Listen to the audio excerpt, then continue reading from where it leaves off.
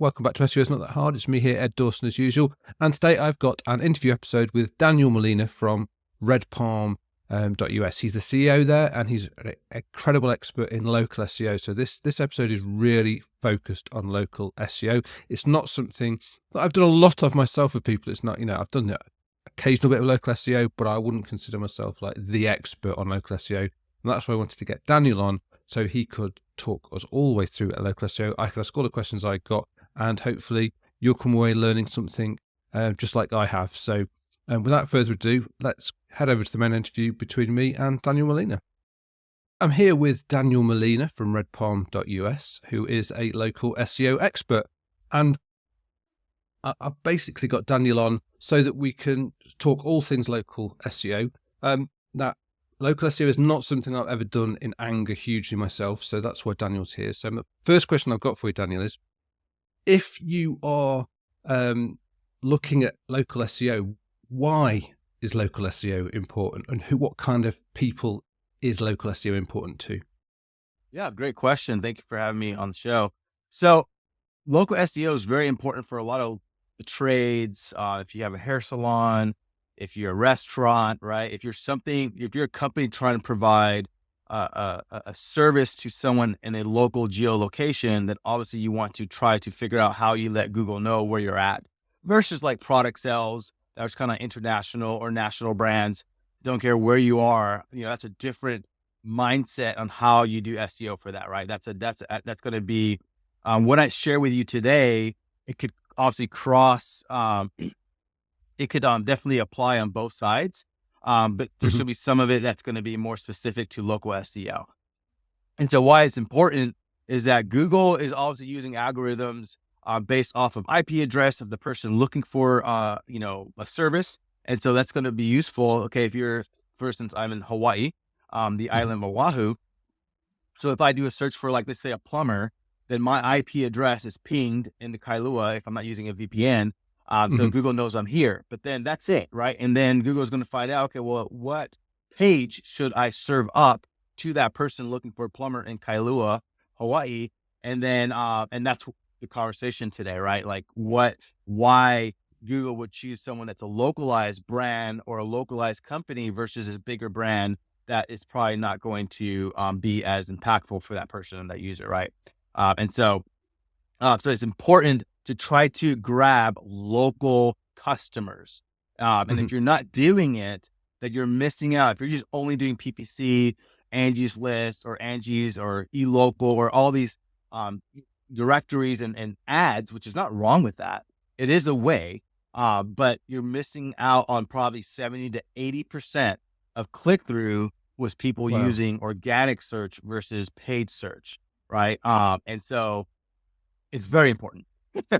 Okay, yeah, I can see that. So essentially, it sounds like most of the marketplace for local services is via Google Local, and based by the sounds of it, yeah, that's the kind of numbers we're looking at. Yes, exactly. I mean, when you think about most people are on their mobile device when they're looking for the trades, then they're just searching. I need a plumber near me, or HVAC company, or best hair salon in the area, or whatever it is. Google. I mean, people are starting to become savvy to know that Google knows where they are. So it's not anymore where you say plumber in Honolulu, Hawaii, right? Those terms where you put the actual city in the search are becoming less and less used. From the data that we see with the tools that we use, it's mostly plumber near me, hair salon near me, best hair salon, those kind of terms. Because again, the consumer has been trained and now know that Google knows where they're at. Okay, right. So you don't actually specifically, we're not going to look at targeting those specific terms around where you're at. The key thing is just, like, I suppose, essentially telling Google where you are, what the areas you cover are. So would that be right? So you've got to spend as much time looking at making sure that's what Google knows. Right. And so on the actual website, as the SEO practitioner, right, there's never an SEO professional. When you say I'm an SEO professional, well, what did you master the old way of SEO, right? Because every year Google is doing something new. So we have to be practitioners, right? We're always practicing what the right thing. And so to answer your question is we have to tell Google by using content of where we're at geolocation. The Mhm. customer is not searching geolocation, but we do have to create content, whether it's city pages, whether it's blog content that has cities in it, to let Google know, hey, we're not just writing content for anybody looking for a water heater or a hair salon or a restaurant. We're actually trying to get our content to be targeted to geolocation. So Google, we're in Honolulu, Hawaii, or if you're in Dallas, Fort Worth, Texas, we're going to write plumbing content around Dallas, Fort Worth, right? That way, Mhm. so it's not keyword stuffing. It's not putting, plumber near Fort Worth or plumbing near Dallas every other word. Obviously, Google has the ability to know that you're trying to, cheat the system. But Mhm. there are ways that you can actually create content on your website that's topical, right? Whether it's plumbing, whatever it is, that you could put a city here and there to let Google knows, like, okay, well, if someone's looking for a plumber in New York, they're not going to really want to be on your blog because your blog content's more localized to Fort Worth, not New Mhm. York, right? And Mhm. so there are ways, yes, for us practitioners to create content where there's schema content, which is the content behind the code behind the blog. It's just Google saying, hey, give me a quick markup of what your page is about, the author, all that stuff. And it's called schema markup. So there's stuff in there. There's alt tags, which is just information behind the images. So let's say if I take a picture of the Dallas, skyline, and then I alt tag, say, hey, this is a Dallas skyline and we're a plumbing company in Dallas, then Google knows, okay, they're a plumber in Dallas. Obviously the content that we put on the page, the title page, there's all kinds of things, and I won't go into that yet if you want me to go to the technical side. But there's a lot of stuff that we do on the website to let Google know we are a company in Dallas versus Mhm. just a plumbing company that anybody in the United States needs a plumber, pick us, right? There's two different ways. So yes, 100% localize that content. However, the user, the customer is not going to be like a plumber in Dallas. They're just going to say plumber near me. Yeah, yeah. Okay, cool. So there's obviously there's the content side there. Is there anything else? Is there any other ways we tell Google, like, this is where we are? So let's say if we're starting at, we're a plumber site, we're a local plumber, we're setting up, we've created our website. Is there anything we have to do? Do we need to register with Google? Is there any are there any tools we can use that helps Google along with that process? Oh yeah, 100%. So Google actually has Google tools, web tools where you can index your pages. So once you create a website, it's kind of letting Google know, hey, we're here, right? Google Mhm. already indexes pages, but you can actually manually index. So when we launch a site, we actually manually index each page. So you say, hey, Google, crawl this page, right? And Mhm. it's a free tool. It's not, it's literally Google web tools, and you log in like a Gmail account or whatever, and you actually could tell Google, go ping my website. We just launched it, index it for me. Now, is Google going to index it? I mean, most likely, yes, but sometimes it doesn't. And then sometimes you got to do it again, but you can see it's processing and then they'll tell you, hey, yeah, we indexed your page. And so that's Yeah. one way to do when you launch a site is to manually index your page. Another way to do it is to make sure if you're a local company and there's a place they're going to, or you're trying to show up locally, is to get a Google Business Profile. So Mhm. there's a directory. It's the best directory out there, better than Yelp, better than Yellow Pages, better than all these other directories. Um, I say better than Yelp. If you're a restaurant, you got to be on Yelp, right? Yelp is better than Google Business Right. Profile. Okay. If you're, but when it comes to everything else, Google Business Profile pretty much wins when it comes to pest control, plumbing, trades, maybe even hair salons. Google is probably going to be the best bet. But Yelp is trying to have that market share, right? So they're spending dollars Mhm. to be the top directory to you as well. But put it on Yelp, put it on Google's profile, put it on Map, put your address on Map, Apple Maps, put it on every directory that's important, right? Not, Mhm. there's probably like 200 different directories. There's a company called yext.com. That's yext.com. It costs money for that, but if you go there, it actually tells you what are the major directories. So then you type out your information, your services, your address, your phone number, your URL, everything all one time. And then Mhm. Yext then reaches out to all those directories, and there's about 60 to 80 of them that you want to be on. And then it fills it out for you. That way you're not creating a new account for Right. each directory. That Yeah, takes yeah. time, right? It's more of an Yeah. automated way to make sure that your directory is synced with the information. So that way, let's just say you have a new photo you want to add. You have to go to 80 directories and add that photo, or you change an address. That's, I mean, talk about an That's a Excel lot of spreadsheet. work. Right, right. Yeah. Well, with Yax, you literally just make the update, hit sync, and it sends it up to every directory that you Wow. synced with, and like that. That's important because then Google's gonna be like, oh, Google's gonna be like, this is the address to this company, and they're in Dallas, and they provide all these services. So they're gonna go to your website first. Okay, what services you have? Let's say it's a plumber. Oh, look at all these stuff about plumbing services. And they have the city Dallas, and they have the address Dallas. They have the area code Dallas with the phone number. Okay, and let's look at the directories. What are directories saying about this company? Oh, wow, look at, they have 60 directories that are, important, like so Yelp, Google Business Profile, and it has Dallas, it has plumbing services, and it has all these reviews about plumbing. Awesome. All right, now let's look at social media. Let's look at Instagram. Let's look at Facebook. TikTok, when TikTok was alive, I think it's still alive, but let's look at now your social media platform. What is your social media saying about this company? They're also Dallas, and look at all these IP addresses pinging them that are in the Dallas area. So those three things are going to help Google know where you're at, look at your website, and then obviously know how to categorize you as a geolocation. So is that essentially, is that what will be known as citations, some of those? Exactly, citations. Yeah, yeah. Yeah. So even if you don't get a direct link, as if the company name and address and that kind of thing are mentioned in directories of the right place, Google kind of like puts the dots together and goes, right, this is a company that's being referred to, even if they're not necessarily being linked. Obviously, if they're linked, that's even better. Would that be right? Right. I wouldn't say it's a heavy lifting. Like, obviously, the way I Mm. look at SEO is a pie chart. And Mhm. so there's pieces of the pie that you got to fill out. And the biggest piece of that pie is going to be the content on your website, how your Mhm. website's built, good quality, Mhm. right? Mobile device is a good, Mhm. is it a lightweight, fast loading, all that stuff, right? And so that's the biggest piece of the pie. Then you got reviews, which is a big piece of pie. Then you got Mhm. citations, which is also a piece of that pie, right? So Mhm. citation is probably maybe 8 to 10% of your results, right? Making sure that everything's the same. And Mhm. there's no brand confusion on all the different Yeah. citations. So Google Mhm. looks at that, right? But I wouldn't Mhm. say like, if someone says, "Hey, we're going to get your directories all in order and that's all we do," that's not going to rank you. It's just part of the piece. It's part of the plot. Right. And so, Right. Yeah. so a better illustration is, imagine a puzzle box of like 100 puzzle pieces. Okay. And really Google has like 200 different things you can do. You just can't do it all.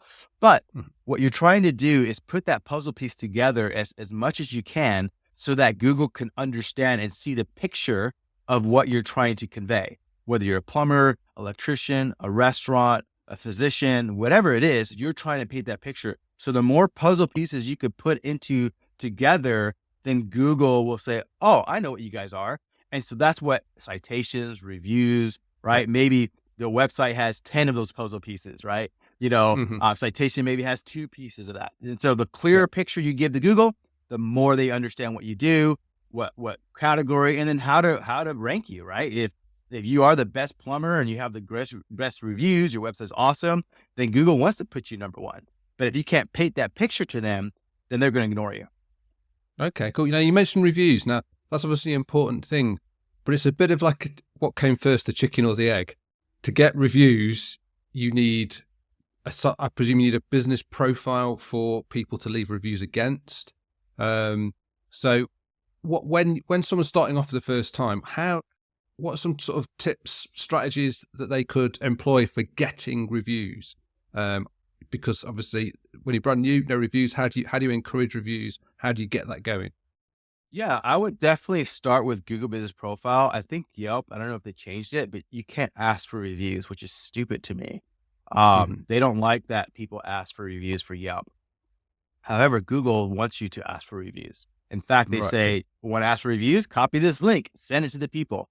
So there's no way to fast track it because Google has the ability now where they're filtering reviews based off of spamming. So if you say, "Hey," let's just say you live in a household and there's like 3 or 4 different phones there. "Hey, all of y'all write a review right now." Google has the ability to find that Right. Yeah. out, and then Yeah. they'll just not post your review, right? So you can't do it that way.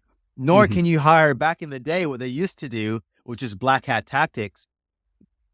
they would hire people in India or the Philippines to just write a bunch of reviews. Right. And Okay. then Yeah. overnight they'll get, 150 reviews, and they only Yeah. been open for 2 weeks. And then they would Hmm. cheat the system and actually rank. But Yeah. Google is obviously got a lot better. This is like 10 years ago, right? Back, I would say Hmm. even longer. But Google's got smarter about that, right? And so the way you get reviews is literally asking, right? Getting your staff to ask reviews. If you want to say, hey, we'll give you 10% off if you review us right now, or hey, we'll give you this $10 Starbucks card if you review us and show us to us, right? Get Right. Okay. creative with how to Yeah. get Yeah. reviews, because reviews are going to be very important. Uh, I started a home service contracting company here in Hawaii, called Hmm. Mono Home Services, and we had 0 reviews, right? But we know SEO, we know how to, Yeah. do the content and social media, but we had to start one at a time, right? And now we dominate our area, because not only do we have good content and we're the topical authority with our SEO on content, but we also have reviews to back up that, right? So Google is ranking Hmm. us, and so there's no fast process. If you try to cheat the system, Google has things in place to snitch that out, Oh. and then you get in trouble. It's just literally start asking. Everyone has a mobile device. Hey, do you mind if I text you real quick a link to our review? It'll really help us out. Oh, no problem. They send it, and usually most people are logged into their Google account, so it just pops up on their phone, and they can literally write 5 stars. So this is awesome, right? So asking is going to be the best. Obviously, there's automation where you're finished with the job and then it sends Hmm. them a link. It doesn't get as much.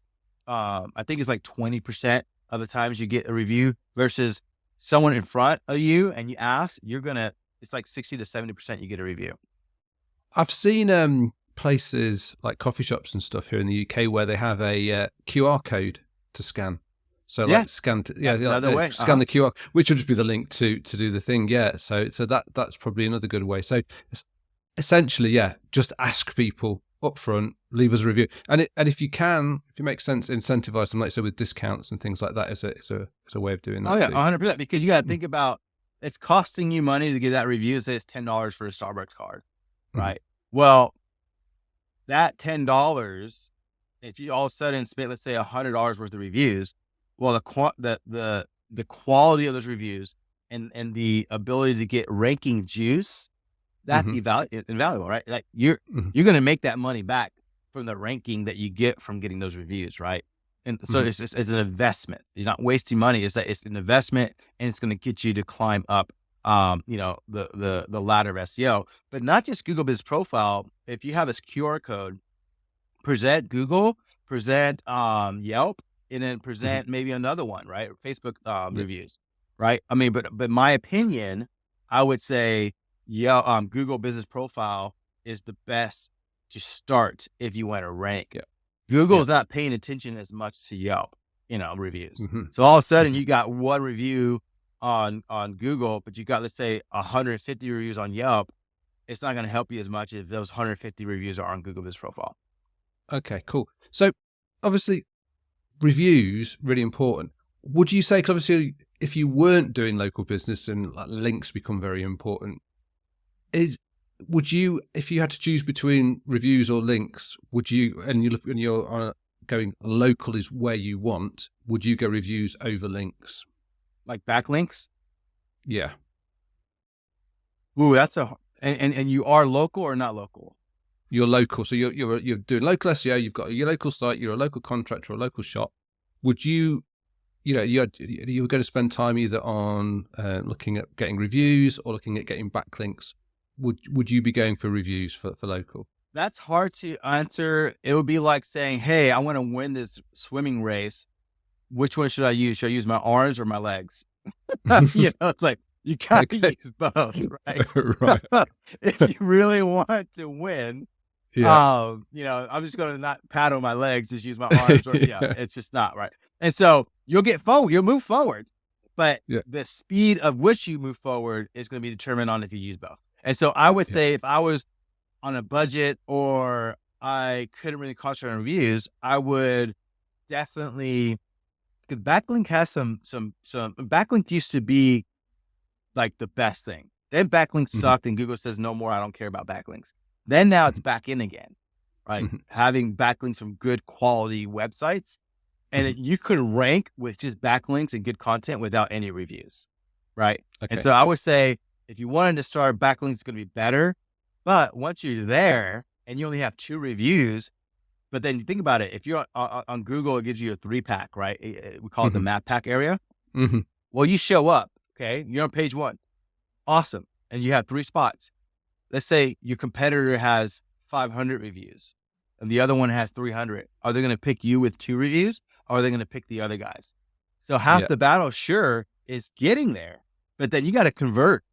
And if you have Exactly. 0 Yeah. reviews and you got them Mhm. from backlinks and the other, voodoo magic of SEO, but no one's going to call you because you have no conversion power. And so that's what I'm saying. You want to have both, because not only will reviews help you rank, but also reviews will help you with converting. Okay, cool. So you mentioned there the local pack, the map pack. Do you need to be in Google business? Sorry, do you need to have a Google business profile to appear in that, or will Google work it out for itself if you haven't done your Google business profile? Oh no, Google will not create one for you. Okay, You right, have yeah. to So create one. so so so so if you don't get your Google business profile, you're not going to be in that map pack. So it's really key. So like, probably the first step for anyone is to get that Google business profile. Then. Right. You'll show up on so you got the map pack, which is organic, Mhm. but then Mhm. underneath it, you got the old school Google, which is just a list of Yeah. URLs. You can Mhm. show up there, but that gets like 5% click through rate. Yeah. You So know, so all people, the actions in that local pack basically. oh yeah. Unless Yeah, yeah. it's like, unless the map pack does not show up and it's, let's say, hey, they're looking up like a part, like a part Mhm. number or something, then the map pack's not going to show up. It's just going to show you Yeah, yeah. URLs, right? Yeah, So yeah, yeah, yeah, yeah. Okay, interesting, interesting. So it's really key to get that Google business profile, because they used to call it something else. Was it Google My Business? It used to be Google My GMB. Business. It was called Google Yeah, Places, Google Plus. Google can't yeah, figure out what they want to call each other, themselves. yeah. But So yeah, that's an important thing to note. If you're looking around at this, if anyone's doing some research after this, you might find it called something slightly different. But yes, the key thing is it's to appear. It's what makes you appear in that map pack and that local pack when a local search is triggered. So when Google says this query it determines is a local query, so it's going to start looking for local results to where it thinks you are physically located. correct. And I would Yeah. start that immediately. So if you're building a website and the website's not done, Hmm. I think Google wants you to have a website, but you can post a Google Business profile without a website. But I would say start that on day 1. Just get a profile and start Hmm. asking for reviews. And then when when a website gets launched, then you could put that website URL into your Google Business profile. Yeah. Awesome. So I've got a question now. There'll be some places where they cover more than one geographical area. So you can be a local business, but you might have 2 patches. So you might cover 2 towns that actually might be your cities that might be quite separate from each other, or you might have branches in various areas. Is there anything you have to do special compared to just trying to rank for one area for that? Is there anything you need to do with, say, Google business profile or on your site to try and handle those situations? Especially if you're successful and you start branching out, how do you cover that? That is a very great question. And if you ask, different people will give you different answers. And it's very difficult to give you a straight answer to that, because I'm used to Google, and it was like Google Places. I think Google Places. Google hated when you had multiple Google Places addresses everywhere, because you were cheating Mhm. the system. So for every city you created a Google Places, then you show up SEO wise. Mhm. And Google says, stop. No, we don't want that. Now, if you are within a 10, 15-mile radius, you need to have one Google Places profile. Therefore, you need to consolidate all your places to one profile. Well, as of like 5 years ago or 7 years ago, Google was like, well, you know what? You can have multiple. It's fine. And so, Right. so now you can have multiple locations. Now, for instance, if I don't know how it's in UK, but like in Dallas Fort Worth, this is a big metroplex area and people know that. So there's all Mhm. these little sub cities like Plano, Richardson, Carrollton, Frisco, right? Well, you could technically have a Google business profile for each of those little sub cities. But Right. if you do that, Google wants you to have an actual address. So you got to have an address. So you can't Okay. fake it anymore. And you can't use a virtual PO box address or a virtual office. It actually has to have a address. So the way Google does it now is when you create an account, you have to record a video of showing you outside. You got to record outside the Right. office, show your Okay. truck. If it's branded, it's better. Show the sign that says whatever company it is, walk in, show your office, all continuously. And then Mhm. that's the way they approve you to have a citation with Google Business Profile. So it gets very expensive if you start trying to, release all these offices to have one. But I would say having an office in Fort Worth and having an office in Dallas makes sense. So having a profile for both, if you service both, uh, Mhm. and you can get an office pretty cheap in that area, maybe for $500 or $1,000 a month. I don't know. It'll be worth it because yes, it is important, and Google will show you based off of those geolocations. And then you can have one website or you can have two different websites. That's a whole nother strategy, right? Right. Do you have one website that two profile goes to, or do you have Fort Worth website has the Fort Worth Google Business profile, and the Dallas has the Google Business profile for the Dallas? I am of the belief the way we practice is having two different websites, because you're going to rank better when you have a website that only concentrates in the Dallas area, right? It's going to rank better than a website that concentrates on both, because the companies that only concentrate on the Dallas area, and they don't do Fort Worth, Google is going to rank them more because they see that you optimize it where 100 pages are all about the Dallas area versus 50% is Dallas and 50% is Fort Worth. So it's kind of like saturated with both. Right. Does that make sense? And so the Yeah. more content that you can create about that particular area, you're going to rank better. And so it's hard. And there's more to it, but I would say Google allows you to have multiple Google Business profile. However, you have to now get reviews for both, and you have to now optimize both. Right. Right. So it doubles your workload. Yeah, exactly. Exactly. So, but if you can afford it, and you have the staff to do it, oh yeah, having multiple locations is better. Okay. Cool. And not So only, we haven't talked about this, but Google local services, I don't know if they have that there in the UK, but the local service ads, it's based off of the geolocation. And so if you service all of Dallas Fort Worth, but your location's only in Fort Worth, then you'll miss out on anybody in Dallas. But those are ads. It's just Google's the different kind of ads. yeah, ads.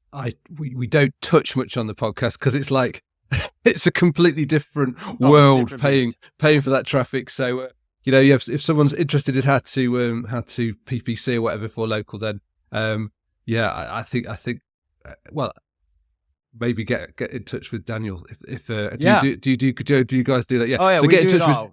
Yeah, so if you're interested in PPC for local, we won't cover it in the podcast, but just get in touch with Daniel, and obviously we'll do his contact details at the end of the show. So the next thing I want to ask you, we've obviously touched like those, like where to get citations, where to get links, where the Google Business Profile, all those, and Yelp, etc. So when it comes to the content on the actual site, this is an interesting one for me because I'm wondering. I've seen different ways of doing it. Some people seem to do sites that are very light on what they are about. So if they're a plumbing site, for example, they might not talk much about plumbing. They can be very simple and say, we're a plumber. This is the list of services we do. This is the list of, this is the areas we cover. And that can be it. And they, in some cases, seem to rank quite well. But then other sites I see, they will do a lot more content about that's sort of informational, that sort of topical. So it's not relevant necessarily to them getting a client, but it's more about them demonstrating their expertise. What do you find works best? What would you recommend people to do? Is it competition dependent? So if you've got very low competition for your service in your area, you can get away with a lot less. Is it as the competition ramps up, you need to do more content? How does it work? Oh, 100%. It is definitely depending on the competition, right? And so Mm-hmm. if you do your research, you do diligence, and you look at the companies that are ranking number one, we'll see what they're doing, right? There's a company called, which is part of the SEO of what we do, is we look at the competition. And then based Mm-hmm. off the competition is what you do. So yeah, so maybe you can get away with just write some kick butt service pages that are like 2,500 words. It's got Mm-hmm. pictures, it's got videos, it's got infographics. yes, like that could be it. And you just rank just from that. And then you just kind of blog every month here and there, talking about different things. But then sometimes if you're other companies that have the same thing, then then start talking about products. And, say if you're a plumber, talk about different water heaters. What kind of water heaters are there? Talk about like what usually breaks on water heaters, and talk Hmm. about like the different parts in the water heaters. Because is the customer going to look for the different parts? No, but then like to your point, Google's going to be like, oh, this guy has like 50 pages about water heaters. They must be the authority. So therefore, let's then show them when someone's looking for water heater repair, because not only do they have a service that they repair water heater, but they also have a lot of content that could be helpful to the customer Hmm. if they want more information about water heaters. So yes, Hmm.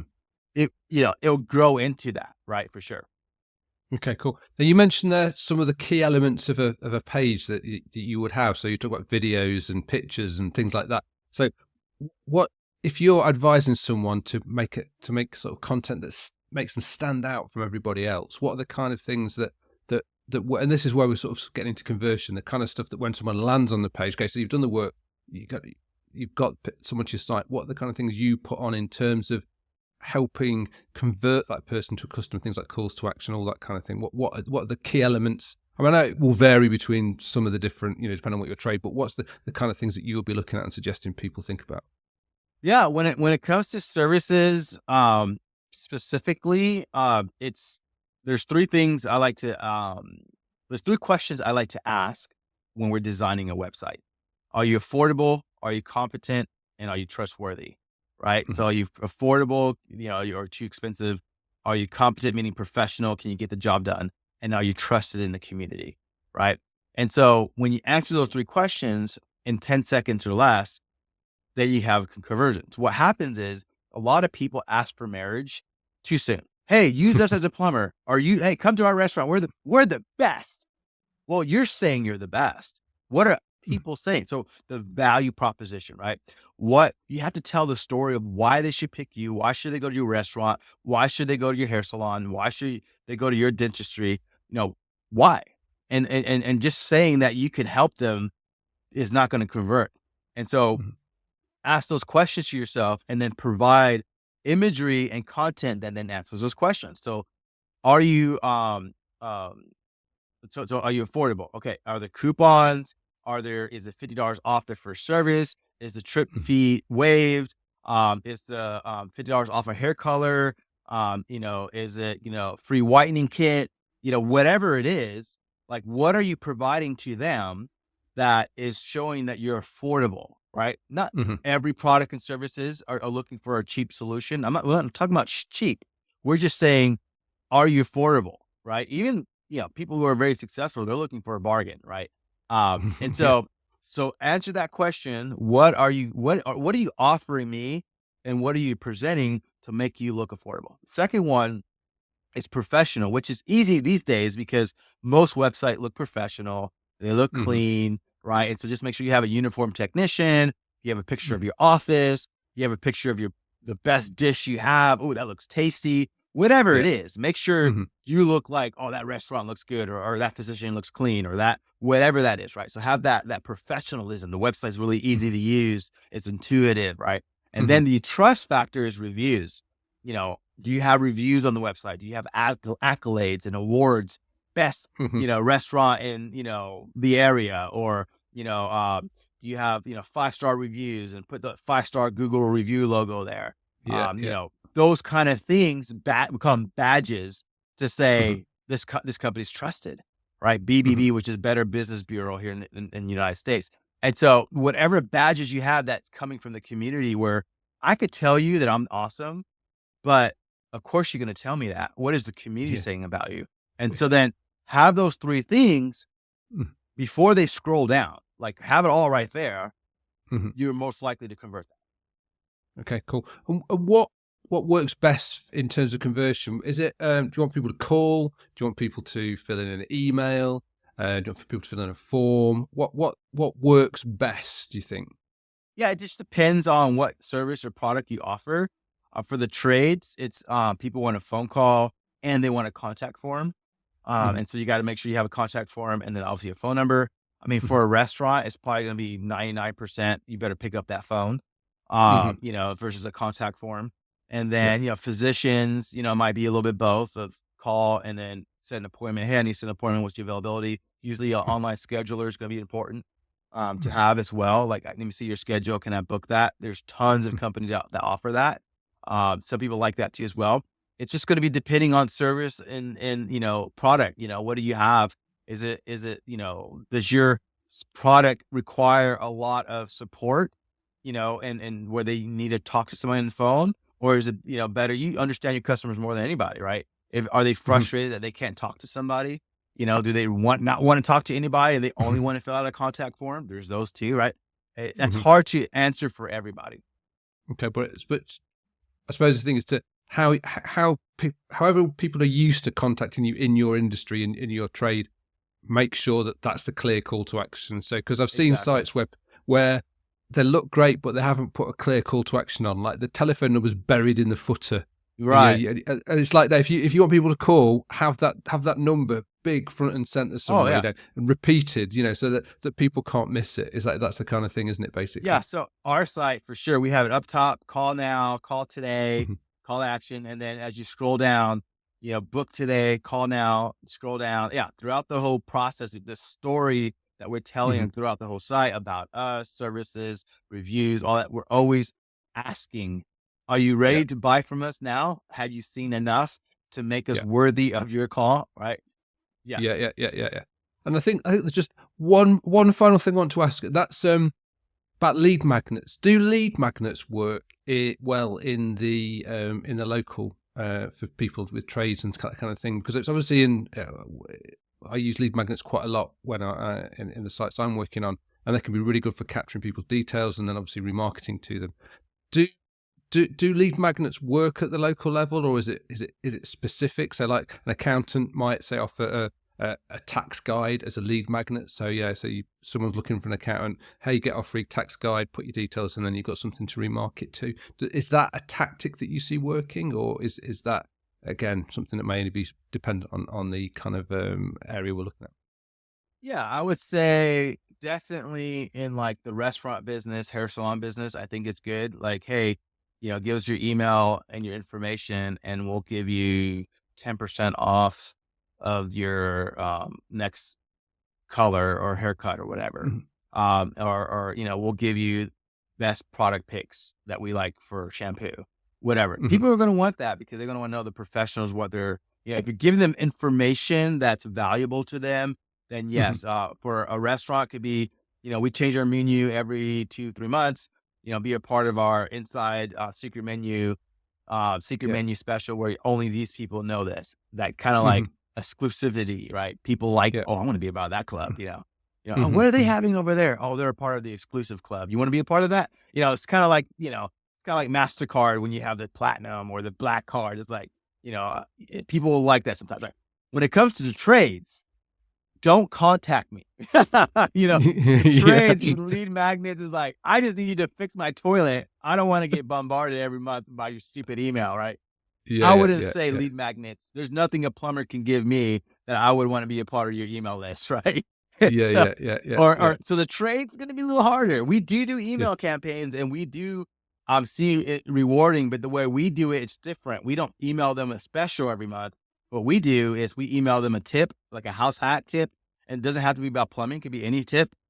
And then we also put in there 3 cool things you could do. So in the holidays, hey, three neighborhoods that have great lights. Or if it's like 4th of July, hey, here are 3 different places you can go watch the 4th of July. I mean, the fireworks. So it's Mhm. like community things. Here's the best Yeah. ball game that's going on. Here's whatever. Hey, Mm. like right now we're in the Super Bowl. Here are the 3 bars that have the best Super Bowl party. You know, that now they're looking forward to your email every month. Like they're giving me a house tack tip and they're telling me Yeah. what's going on in my community. And then at Yeah. the very bottom, then do a special.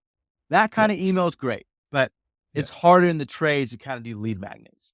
Yeah, and I can imagine. I suppose the only one I can possibly think of would be if, with plumbers, if you have like your boiler or your HVAC or whatever needs an annual service that you can sign up for an annual, a reminder when your service is coming up. That kind of thing might be, but it's one of those things that yeah, it's sometimes people people can be a bit reticent sometimes to hand their information over. But yeah, and I can see why a plumber will be a difficult one to get exciting stuff off all the time.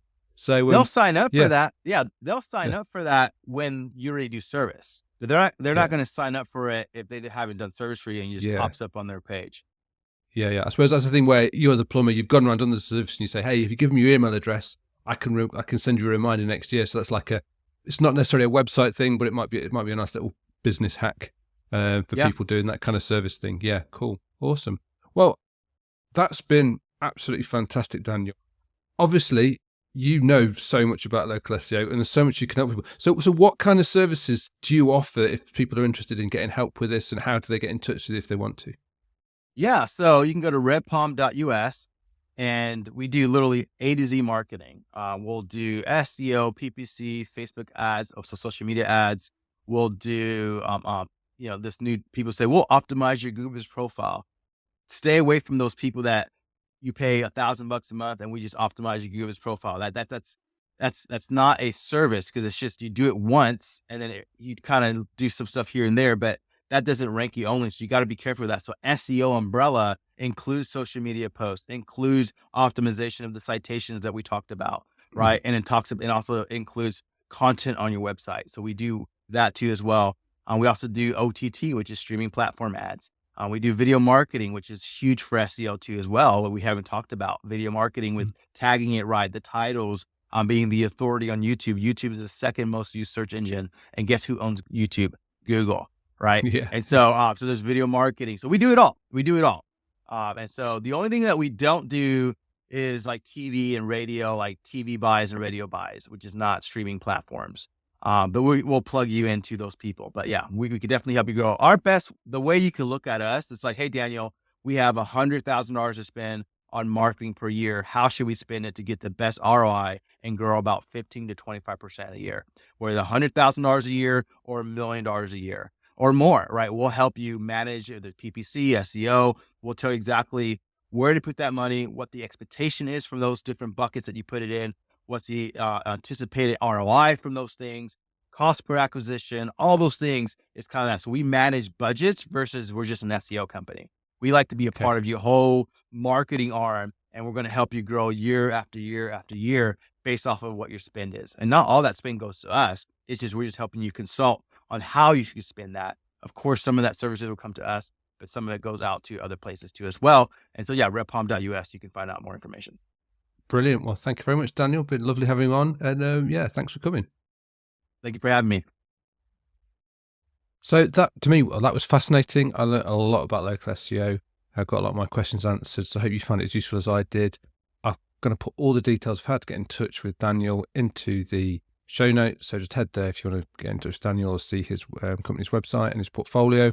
And that leaves me to wrap up and say, until next time, keep optimizing, stay curious, and remember, SEO is not that hard when you understand the basics.